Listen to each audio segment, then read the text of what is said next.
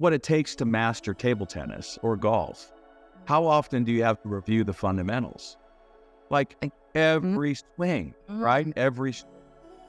Yet in business, we have this crazy idea that I read that book 10 years ago and somehow or another, I've mastered it.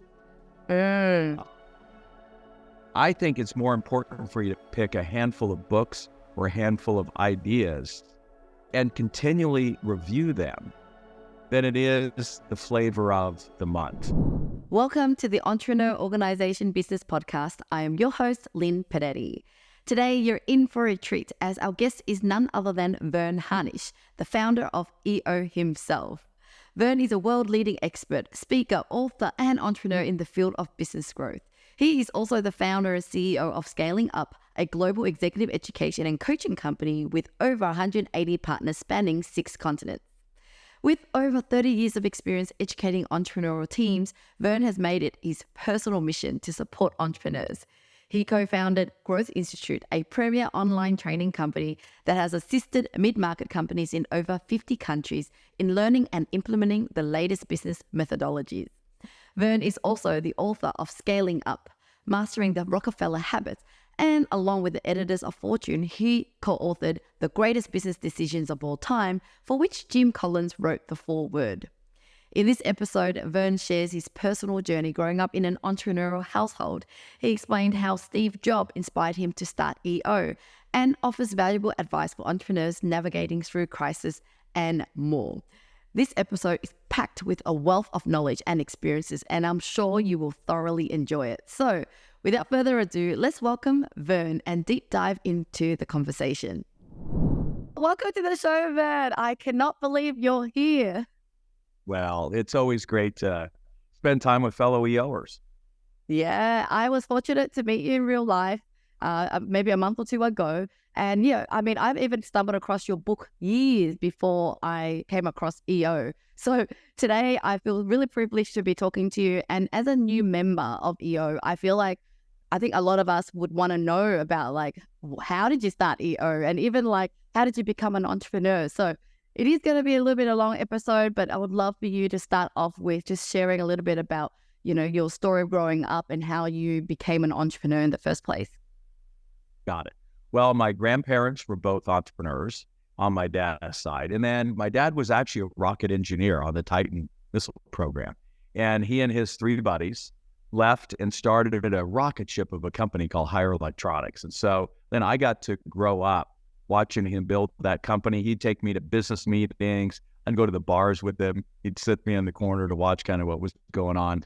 And they built that to a significant firm. And then he lost it all in the 73 recession, and he never really recovered from it. It's one of the things that's very missional for me around EO is hopefully no other entrepreneur goes through what my dad and our family went through.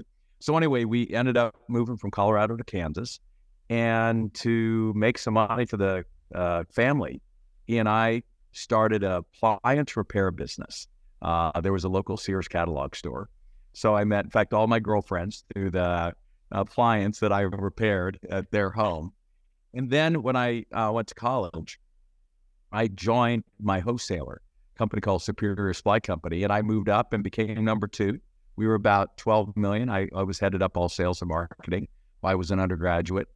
But the president was a white POer, and it was the founder's son. And I knew I was never going to be president. So here I'd helped kind of scale a $12 million company while in college. And so one of our board members was building the Center for Entrepreneurship at Wichita State. And Fran had also been involved in building about 75 other companies, including Learjet and many others. And so he asked me to join him to build the Center for Entrepreneurship. And that was 1982. And that was really the beginning of saying, all right, I've kind of watched companies build. I've helped build companies. Now it was time for me to help others. And so in 83, he and I co-founded a group called ACE, Association of Collegiate Entrepreneurs. And as a publicity stunt, I had convinced the famous John Naisbitt, who wrote a book called Megatrends, to use this fancy thing we didn't know was called the internet back then, to identify the top 100 young entrepreneurs under the age of 30. And I figured if I could give Steve Jobs and Bill Gates and Michael Dell an award, they might then show up to speak to all these student groups. Well, it worked, and we became global overnight. And the culmination was in 1986, I had a chance to host the first public speech Steve Jobs ever gave after being fired from Apple. And he was really depressed. I mean, here, could you imagine? All of us see our businesses as our babies, and he had it ripped literally from his arms. And so in that spring of 86, I had about 1,200 young entrepreneurs in the audience. I had Michael Dell and Mark Cuban and Neil Balter, California Closets, and others all sitting up there with Steve Jobs. And he gave the final speech. He was number one on the list. And a lot of folks don't realize Bill Gates was just number 4 on the list at $256 million, which was a lot of revenue for a 29-year-old. Steve Jobs was the same age, and a lot of folks just assumed Apple was a lot smaller than Microsoft. Yeah, Apple was $1.9 billion when Steve was 29. He was 8 times the size. I mean, he really was the original young entrepreneur. He showed that somebody in their 20s could scale a company not to $1 billion in valuation, but to almost $2 billion in revenue. And he ended up staying that night for the party that I hosted. But he stood alone by himself in the corner. And I remember at that moment, a mentor of mine, Joe Mancuso's line, "It's okay to be independent, but no reason to be alone." And it was at that moment I knew that there needed to be an organization for the Steve Jobs of the world. And so that was the night the idea was birthed. It took me about a year to raise the money, put the board together, the founding board, and for our first independent event, which was in 1987. So that's why this is our 36th anniversary of the organization. But in short, the mascot, if you would, for YEO, now EO, is Steve Jobs. And he went on to scale the largest market cap company in the world, and it still is. You know, wow. That's amazing. So you're saying the event with Steve Jobs was just prior to actually the launch of EO. So you just kind of gathered entrepreneurs and did an event before you officially turned it into something. I did. It was his speech and him staying that night that was the inspiration for launching. Now, I had grown up around YPOers, so I knew the YPO model. And so really the idea of YEO was to be an organization like YPO, but for entrepreneurs only. And that's what we are today. And I'm excited that EO and YPO have signed officially a joint document to do events together. And in fact, I'll be heading to China to do a joint EO YPO event in Macau. And so looking forward to get back to that country. Yeah, that's my next question too. So I can just feel like when I joined YPO was like the next level, and I saw it as like a brother to it. So what is kind of the arrangement? Is it just kind of like a joint venture between the two, or is there what kind of relationship do we have with YPO? You know, it's very informal. We structured ourselves exactly like YPO. And that way it makes it really easy for EO members that want to move into YPO can. At the same time, EO is inventing new organizations like EO Plus that allows the larger entrepreneurs to stay in the organization. But we did, just before the pandemic, sign an official agreement that it was, quote, legal or okay to do events together.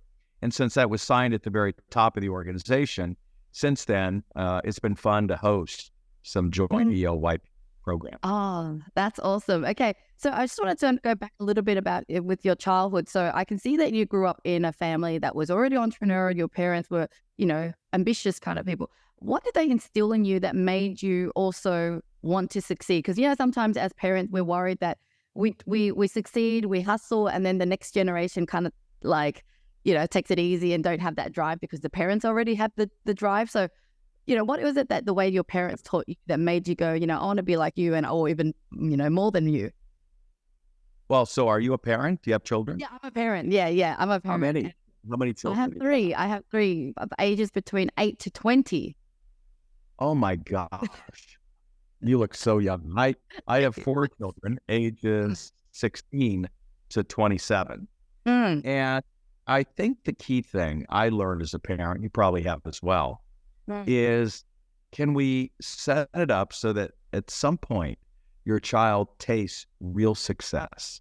Mm. Once they get that personal, real success taste in their mouth, I think we're done raising them. I think then they know what they need to do to kind of self-motivate and self-learn.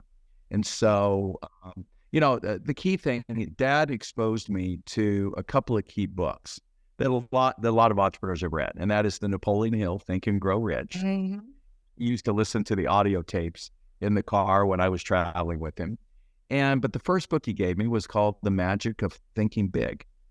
And that always has inspired me to do big things. And I'm super excited that EO today is doing big things and that it's global. And so I think it was a lot around the learning that he shared. And that's what excites all of us about EO, is that first and foremost is a place for us to learn how to, be better leaders, better parents, better significant others.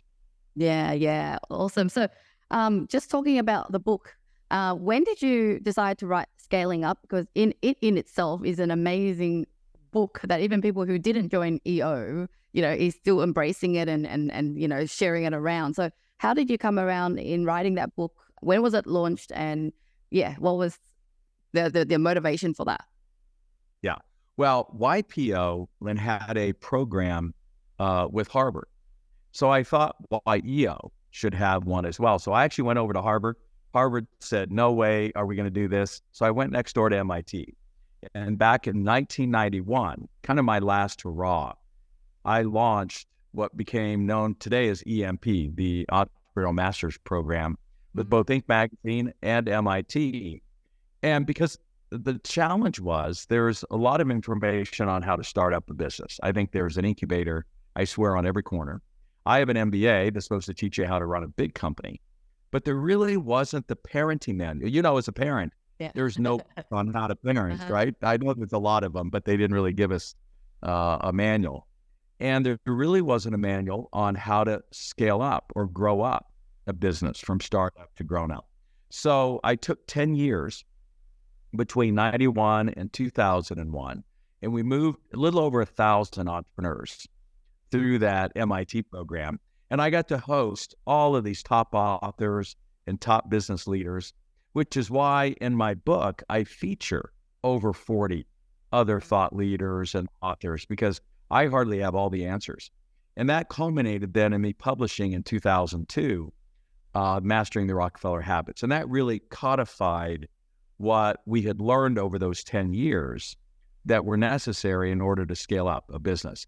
And then 12 years later, in 2014, I wrote its companion, Scaling Up. We decided to go deeper and wider. And then last year in 2022, my favorite year, I revised both of those books and brought them up to speed. So there's a new 20th anniversary edition of Mastering the Rockefeller Habits, which is, by the way, the one I really think everybody should read first. It's much simpler, and I think it's easier for the employees to understand as well. And then Scaling Up is really the master's course, if you would. So there's the beginner's course and the master's course that people can read.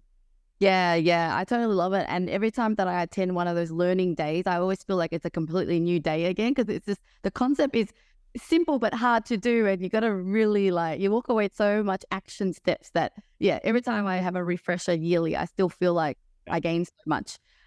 Let's talk about EO. By the way, let me comment on that for a second. It's one of the things that drives me crazy. I don't know, do you play golf or tennis or anything? Table tennis, I do. You did? All right. Well, we'll have to play table tennis the next time I see you. By the way, that's one of the 3 rules with all 4 of my children, is they've had to master the 3 Ps: ping pong or table tennis, pool, and poker. Good at that too. Those are the 3 most important life skills, I think, or bar skills, if you will. But anyway, what it takes to master table tennis or golf, how often do you have to review the fundamentals? Like every swing, right? Every swing. Yet in business, we have this crazy idea that I read that book 10 years ago, and somehow or another, I've mastered it. I think it's more important for you to pick a handful of books or a handful of ideas and continually review them than it is the flavor of the month. And so I think, like mastering any sport, if you want to master business, you've got to keep going back to the fundamentals. And so I urge folks who are serious about utilizing our platform to read at least Mastering the Rockefeller Habits, review it at least once a year so that you get those fundamentals. That's a really important reminder, because I feel like I'm FOMO and want to read whatever the latest book is and what's next. Yeah.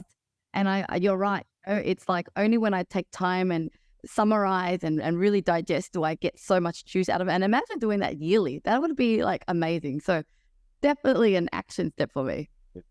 Well, and it's, our best performing clients, like Scott Nash, Mom's Organic Market. It's not Google or Facebook. He's got organic supermarkets. But he started with this at 10 million. He'll do about 300 million this year. And he comes every 6 months to one of our workshops, he and his team, just to continually review the fundamentals. Scott is there every time, and many of our other clients as well. And so, the line, you can't cross the same river twice. When you come back 6 months or a year, you're a different leader. You're a different company. And you see these fundamentals through a different lens. And that's important. 100%. Okay, so I want to go back to EO, and I want to treat it like it is a business, right? And so how did you grow it? What was the first year like, 5 years like, and now with like 18,000 members around the world, like what kind of challenge do we have now compared to when you first started? Yeah, well, it was as messy as most startups. It was literally 80-hour, 100-hour weeks. I never took, by the way, a penny or a salary from EO.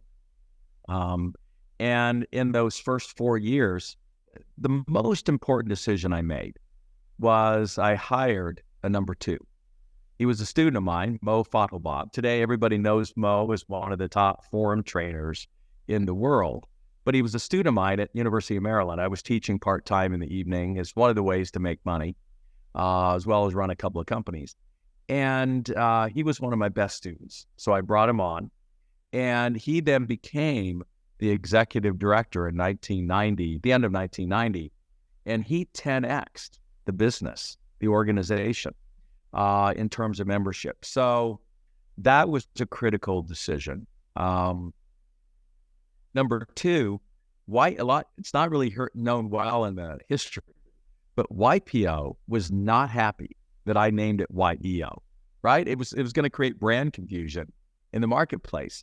So probably the second most important decision I made is I went up to go see the founder of YPO, Ray Hickok, and I recruited him to be the honorary founder of YEO. So the minute we had the founder of YPO as the honorary founder of YEO, it was game over. YPO then, essentially let us be, which was important. And then I think the third thing was, one of the key ways to build a brand is to bolt on other bigger brands. And so when I launched that executive program in 91, if I just called it the YEO, whatever, I would have been lucky to get 3 people, to show up. But because I partnered with MIT, a really good university brand, and Inc. magazine, a good, publication, well known in at least in the United States, we had over 800 applicants for that first 48. And many of those 800 applicants went on to be the members that helped us go from 150 to 1,500 members quite quickly.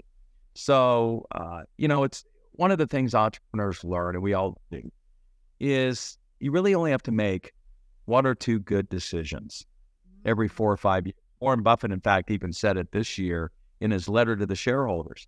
He said, I think I've only made about 12 good decisions. That's 1 every 5 years. But that's really all you have to do. And those were the 2 or 3 good decisions I made. Yeah, that's amazing. And so for example, the idea of, okay, I'm going to make him an honorable president, or I'm going to partner with his companies. Like, where did you get those ideas from? Who were you talking to? How did you what was the problem you're facing? And then that led you to go, okay, this is a great idea. Man, this is why you do podcasts. You're a great interviewer. No, that is Curious.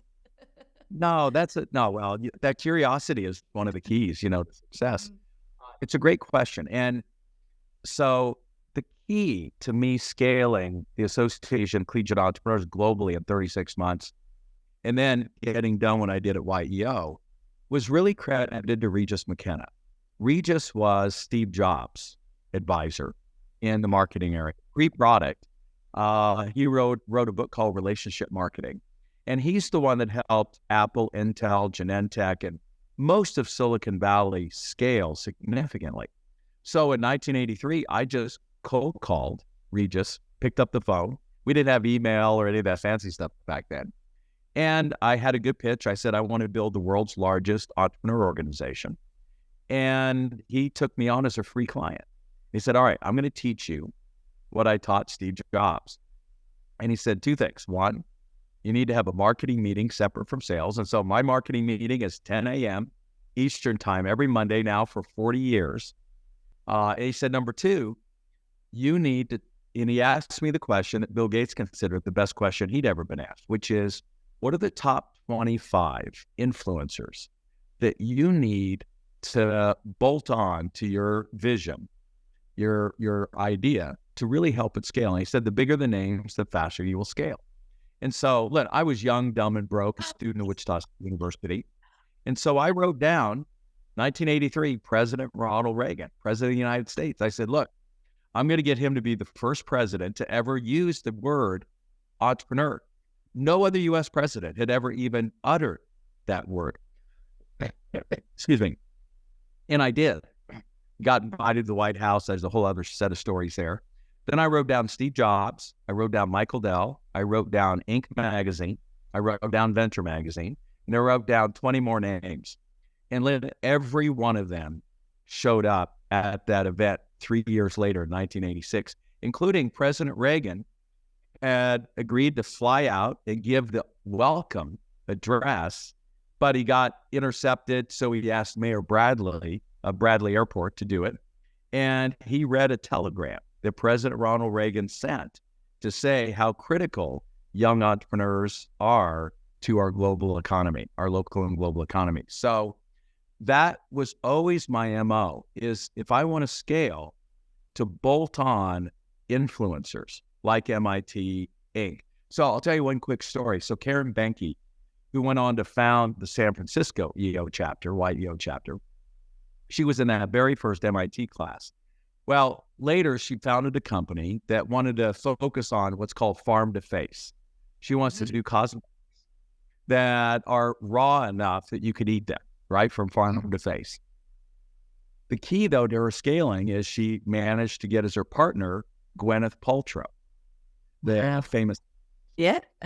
you have to do is bolt on an additional brand like Gwyneth, and you go from startup to $250 million in revenue a year. And so it was really Regis McKenna that taught Steve Jobs and Intel and Bill Gates and me that if you want to scale, to bolt on those kind of influencers. And MIT and Inc. magazine proved to be important influencers for us. Okay. Well, my next question is, how do you even bolt onto them, thinking that, okay, well, how are they going to talk to me? Do I have the money? Like, what were the method for you to actually connect with big names like that? Yeah. Well, Steve Jobs said it. And I come back to Steve. When he was 12 years old, he looked in the phone book and found Bill Hewitt's phone number of Hewlett-Packard. And he just called Bill, said, hey, I'm Steve Jobs. I'm building this thing and I could use some free parts. And Bill Hewitt was so impressed that Steve, a 12-year-old, picked up the phone and asked, that he ended up hiring him as an intern the next year when he was 13 years old. And it was that early mentorship and Steve getting to see what a big company really looks like that I know allowed him to then scale to $2 billion, Apple. And so Steve and you can find it on YouTube. Steve says probably the most important thing you've got to learn is to ask for help. And so, but you need to have a good elevator pitch. And so I'll tell you one other story. So Dave Rogan-Mosher, he was an EO member out of Boston. Dave had built 2 other companies, but not to the scale he wanted to. So he decided to launch a 3rd company, he and his 2 founders, co-founders. And they used our tools that first weekend from day one. A lot of people think our tools are for, larger companies, but, startups use them from day one. And the first thing Dave did is he made a list of the 50 key influencers in the space that he wanted to dominate. By the way, he didn't know one of them. So, and by the way, I didn't know President Reagan. I didn't know Steve Jobs. I didn't know Michael Dell. I didn't know Bernie Goldhirsch, Unique Magazine, or Arthur Lippert Venture. What you do then is you find one person who does. And so Dave Rogan-Mosher found one person. He gave him 1% equity in the company. And that gentleman introduced him to 30 on the list. Those 30 got him to the next 18. And within 2 months, 48 of those 50 were talking up his company pre-product. Now let's speed forward. Last fall, he raised $125 million on a $1.5 billion valuation. That company today is called Jasper, which is one of the most successful AI-driven companies we've got right now in the space. But Dave did that by starting with making a list. And you don't say, hey, there's no way I think I can get to this person. No, you make the list. And then you find the people that can help you get to those people. Yeah. Reminds me of the book I'm currently reading from Dan Sullivan called Who Not How. And it's really about who can help you. And because sometimes you get stuck in the how and then you kind of feel limited, but it's the who. But it's just, you really inspired me to kind of just pick up the phone and go for it. Because I think sometimes you think you need to be very strategic and wait for the right moment, but it's just that bravery. It is. And again, you've got to have a good elevator pitch, a good job to be done. And there has to be some reason you believe. Like I believe President Reagan would actually care because his theme when he won election was that the economy's stupid. And in 1982, Dave Birch at MIT had just come out with some research that showed that it was gazelles, scaleups, really are the ones that drive economies. It's the entrepreneurs. And so getting the president's team to see that entrepreneurs are critical to his message was important. So there has to be a connection. Yeah. You can't just call up anybody. And clearly, Gwyneth Paltrow cares about the environment. She cares about health. She cares, she cares about beauty. And so all of those come together that it makes sense that she would be the right person Karen would call, not Michael Dell or Elon Musk or even Steve Jobs. So there's got to be some rationale to it. Yeah. Just curious to know, when I first started entrepreneurship and trying to start a business, I really just thought business is a way to make money, like I just want to make money and then have freedom. And over time it changed. I became more spiritual. I realized relationship mattered more. Business is just one side to, a 7 kind of areas in life. And I was just curious to know from your point of view, after you've been running businesses for so long, you've witnessed so many entrepreneurs, like what can you tell us now about business or entrepreneurship? Well, I think in here, most of what I teach, I've learned from others, and so it was Jim McKelvey. Jim co-founded Square, and he wrote a great book, Innovation Stack. And in there, he said, there's really a difference between a small business person and an entrepreneur. And I do think even in EO, we need to be more discerning, whether somebody's just a small business person or if they're really an entrepreneur. And what we find with entrepreneurs, and he really used the term, is that at some level, first, they're just crazy. If you read Elon Musk's biography, and I think everyone listening to this podcast, every entrepreneur on the planet, I don't care what you think about Elon Musk, you've got to read his latest biography by Walter Isaacson, and you're going to really get a great glimpse, as Walter wrote about Steve Jobs as well, into the minds of a real entrepreneur.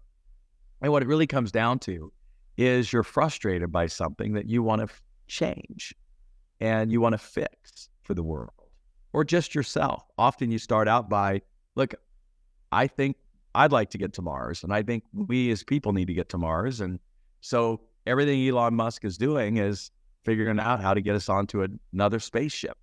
This is his version of save the planet. And so that's really what purpose comes down to, is what is going to be your contribution to saving humanity and making things easier and better. And as you know, it's only entrepreneurs that fix stuff. It's not governments. It's not large corporations. It's entrepreneurs. And I'd love for us to get closer to Elon Musk as an organization. Yeah. I guess what I think what I wanted to say was, what does success mean now to you? I think when I was describing my question, I meant entrepreneurship, but I meant, ultimately, at the beginning, you're fighting for money and flexibility for your family. And, and sometimes you strive and you build more companies. And sometimes I feel like people struggle to find happiness through the vehicle of business that they were after. And so, I would love to hear your point of view. What does success mean? What does happiness mean as someone who's like an entrepreneur like ourselves? Yeah. Well, so in the revision of Scaling Up, I radically changed the opening 3 pages and emphasized the importance of being for purpose as much as for profit. There's lots to talk about the purpose side, but that really does come back to Steve Jobs, who said, look, he wanted to build computers because he saw them as bicycles for the mind. That was really the purpose statement. He never did it for the money.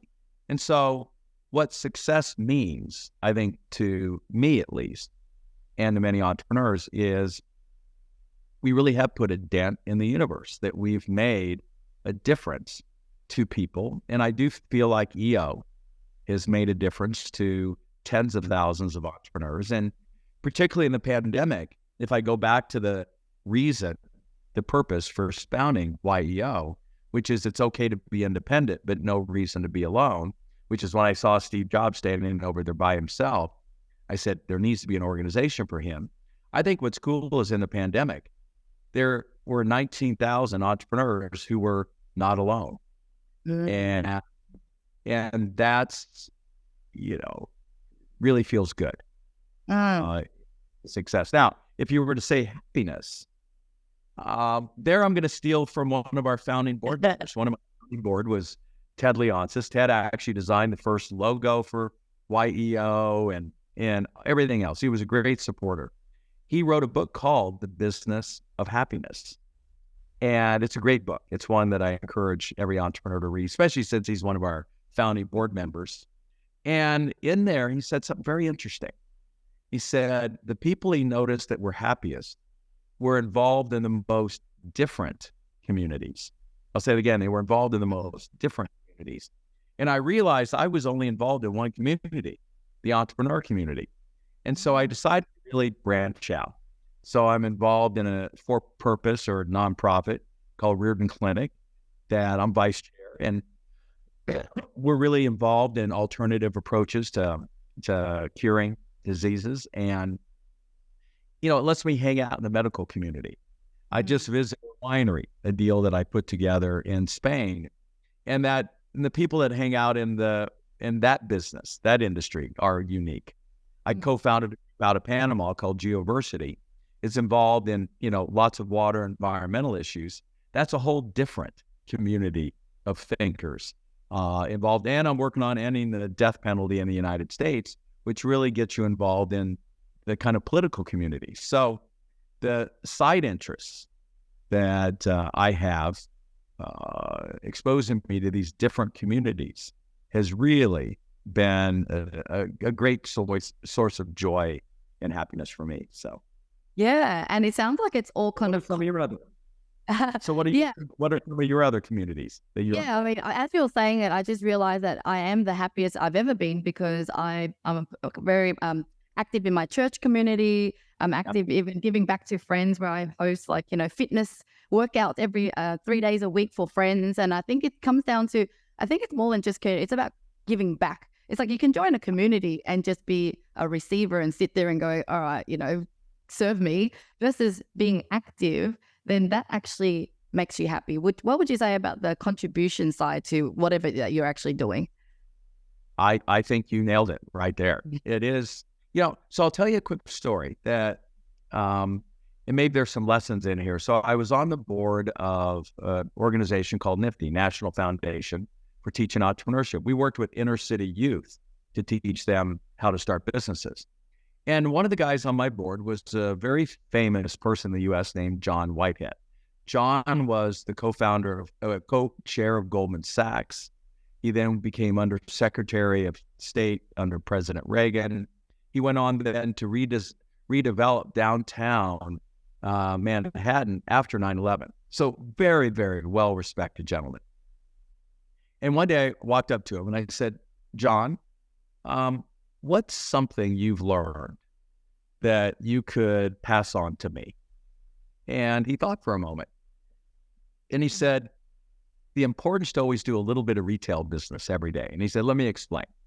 He said when he was co-chair at Goldman Sachs, even though he's working on multi-billion-dollar big global deals, he made a point every day, to go down to the trading floor, thousands of traders, and he would have his staff let him know if there was somebody there that had a birthday, could use a pat on the back, would love to meet the co-chair of Goldman Sachs, and maybe just needed a little encouragement. When he became Undersecretary of State, again, he's working on big global deals, but he instructed his team every day, to bring in one citizen, American citizen, that was stranded someplace or needed some help or was being accused of something that they weren't, guilty of, and just needed somebody way up in government to lend him a hand. And so I thought, you know what? Every day, because I wrote these books and founder of EO and all that, I get people that reach out to me saying, hey, I'd like to do a podcast. I could use some help. Could you advise me? And I said, you know what? I'm going to do a little bit of retail business every day. And I set aside minutes or so to help somebody out who's just reached out. Yeah. And that has been a source of, I think, giving back. You don't have to think about it in big terms. Yeah. It's going to be somebody that shows up every day. One of your employees, one of your customers, a neighbor, somebody that, if you keep your antenna up, gives you a reason to do a little bit of retail business every day. Yeah. I think that's as important as some of the big stuff that we might want to accomplish. 100%. Like, I just love that, because I even I journal every day and I keep a track of kindness. So I try to do something kind, even if it's writing a LinkedIn recommendation for no reason, or, proactively offer to drive someone. I think it's those little things that give you the most joy than trying to save up and try to plan a big surprise for someone, right? Because that's just like someday, somewhere along the line, but it's the everyday that we have so much control over our happiness. So I'm so glad that we have a lot in common there. Just jump back into the EO when you were talking about the pandemic. That was one of the craziest time, and it really tested us as entrepreneurs as well as EO. Were there any other time in the history of EO that was like very tested like that? Or was the pandemic the most serious time for EO? No, I think at the turn of the century, when the whole tech industry collapsed, in that very first MIT class was Brad Fell, who went on to co-found Techstars and was SoftBank's representative in the United States. I mean, he tells some harrowing stories. And by the way, I almost lost my company right then in 2001. When 9/11 occurred, I lost $1 million over about 6 weeks. And I was scaling rapidly. And so that almost killed my company. The Great Recession was a tough time for a lot of folks in 2008 around the globe. And a lot of the entrepreneurs in the PIGS countries, Portugal, Italy, Ireland, Greece and Spain, they really had some particularly tough times during that Great Recession. So I think we've had many times Right now, we've got a war going on, and we've got a coaching partner in Israel who we've been supporting through all of this. And it's affected a lot of EO members in that region. I mean, I can't imagine a pandemic's bad, but a war, and our members in Ukraine and the like. So, hey, there's always tough times. What's happened? And it was interesting. At the beginning of the pandemic, I hosted a good friend of mine, Greg Brenneman. Greg turned around Continental Airlines and kind of a dozen other companies. And he said something really profound. He said, our job as a leader is to absorb fear and exude hope. Say it again. Our job is to absorb fear and to exude hope. It's not fair, but leadership is a privilege, not a right. And so if you've signed up to be an entrepreneur and you're leading people, then you need to suck it up and take responsibility for that. And so I thought that was a really powerful line for all of us. It's a really great quote. And it's interesting. It actually was a bit comforting to know that it's happened a lot of times. It's happened before, only because you realize that life is always going to throw us storm. And, it's about surviving and knowing that it will end eventually. Something, even though at that time it feels like it will never end, but it eventually ends. So what advice would you give to someone that's going through it right now? Maybe they're caught in the war, or maybe even as a smaller scale that their business is struggling at the moment. Like, what can you share with them from what you've learned about storms and challenges? Yeah. Well, if they want to, Google the 5 C's of dealing with a crisis. It's a piece I wrote literally the weekend of the beginning of the pandemic. And I published it. The pandemic really started on that Friday, the 13th, March 13th, for most of the world. At least our world shut down. And on Monday, I published this piece, the 5 C's of dealing in a crisis. And I shared that, by the way, with the entrepreneurs in these various regions. So first, I'd have people take a look at that. But a big part of it is just to remain calm and to over-communicate. Those are 2 of the C's. And a lot of us made sure that we were messaging. We're big into the daily huddle, but we went further in daily messaging how we felt the company was doing. And the idea in a crisis is to piece together little wins. Let's just have a win over the next hour and be fine with that. And figure out, what do we have to do the next hour, and be happy with those kind of small steps. So that's part of the key. Then the other person we hired at the beginning of the pandemic was Margaret Heffernan. And she was one of the top 100 women CEOs. She wrote the book on women entrepreneurs. And Margaret said there's only one strategy, and that is to be ambitious. And so I just went to my 88th country, Brazil, and I saw the EO Brazil members down there. And Brazil has this very famous Formula One race car driver who died way too young. But he has this famous quote: "It's impossible to pass cars when it's sunny, but you can pass 15 when it's raining." And so my view is, whenever it's raining, interest rates, inflation, war, whatever, if you're willing to be ambitious, this is the time to pass the competition. And so I think what I love about entrepreneurs is they see opportunity in every situation. And that's the only way I think you can get through it. That is so inspiring. I love that metaphor as well. Well, as I know it's getting late for you, and I promise you will only go for 45, I want to wrap it up by saying, look, I think that you've done a phenomenal job with EO. I love EO. I just joined only about a year or so ago, and I love it. And so you've already left a big piece of impact and legacy. But what do you ultimately want to be remembered for? If you were to, pass away, we all pass away eventually. What do you want the world to say about Verne Harnish? Yeah, no entrepreneur was left behind. Yeah. It's why when I'm speaking with the leadership team, when I'm over in Asia, I think we should be 10x or 100x the size. I mean, I'm proud that we're at almost 19,000. I think we should be at 190,000 or 1.9 million. We should be equivalent to the almost revenue of Steve Jobs. So I'd love to see us 10x or 100x our reach and our impact so that we don't leave any entrepreneur behind. Yeah. Deep down, do you just want to beat YPO? No, not at all. It's a totally different organization, for sure. Yeah. Yeah. No. And YPO should be with all the presidents there are in the world. Yeah. I think both organizations could be bigger. Yeah, that's so funny. It's so cute because I just love the fact that, YPO was a big brother, really helped, the little brother really thrive. And yeah. So I think, as a family, we work together to really just, give back to the world, whether you're CEO or founders. But thank you so much. I really enjoyed this conversation. I can't wait for the rest of the EO chapters to listen to it. So thank you again, Verne. You're welcome. Take care, Lynn. Bye-bye. Yeah.